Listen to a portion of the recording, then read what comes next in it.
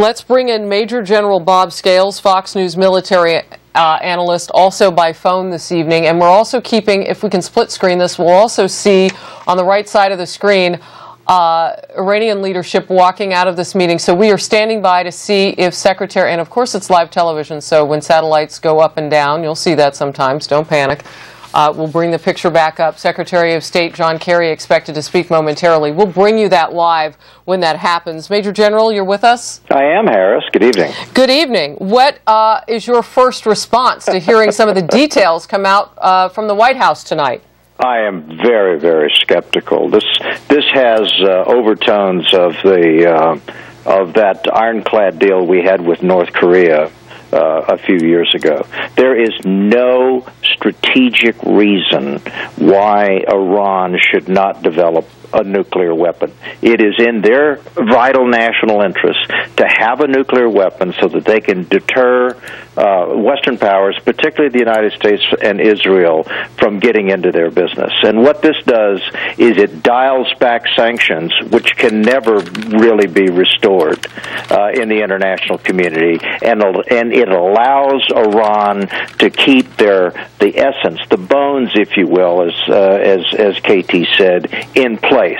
So at a moment's notice, they can restart the refinement of plutonium, but it's virtually impossible for the United States and the West to reimpose these sanctions, which were so extremely difficult to build in the first place. You know, I'm looking now, and not to drag you into the politics of this, but this is how this is kind of rolling out right now. U.S. Senator Kirk, Republican in Illinois, the president talking tonight about how he's going to work with Congress to make sure that they don't try to push for more sanctions.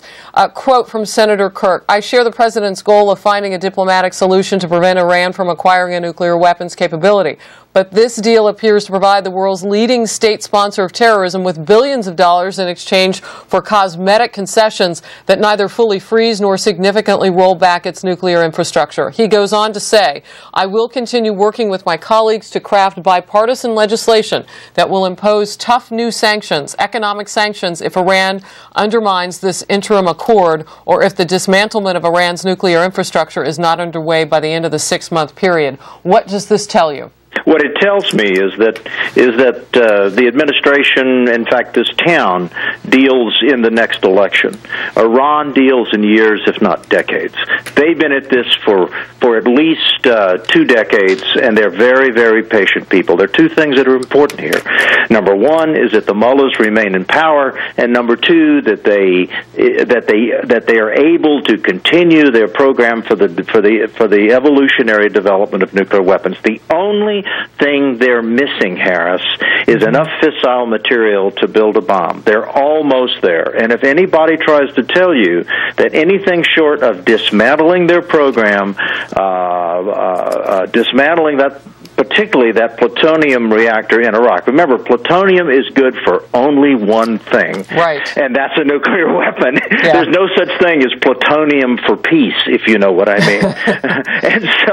and so the fact that this reactor remains under construction, the fact that they continue to have all of the facilities that they need to continue the collection of fissile material, while the Western powers now give up any sanction leverage that they'll ever have in the future, because you'll never get 5 nations, 2 of which are Russia and China, right, ever to go back into the sanction business again. So as far as I'm concerned, this may turn out to be swimmingly successful. But remember, in 1994, the Clintons said the same thing about Kim Il-sung.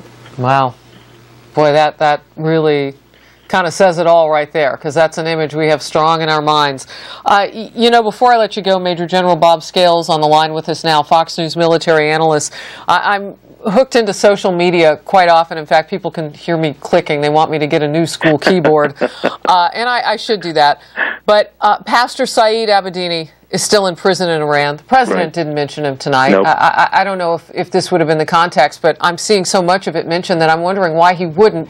And do you think even that came into the process? No, absolutely not. This is echelons above anyone who is in Iranian prison, and it's echelons above the optics that we see coming out of Iran right now. Look. What do you mean by that? What I mean is the great wisdom, as far as I'm concerned, is not with the United States or with the P5.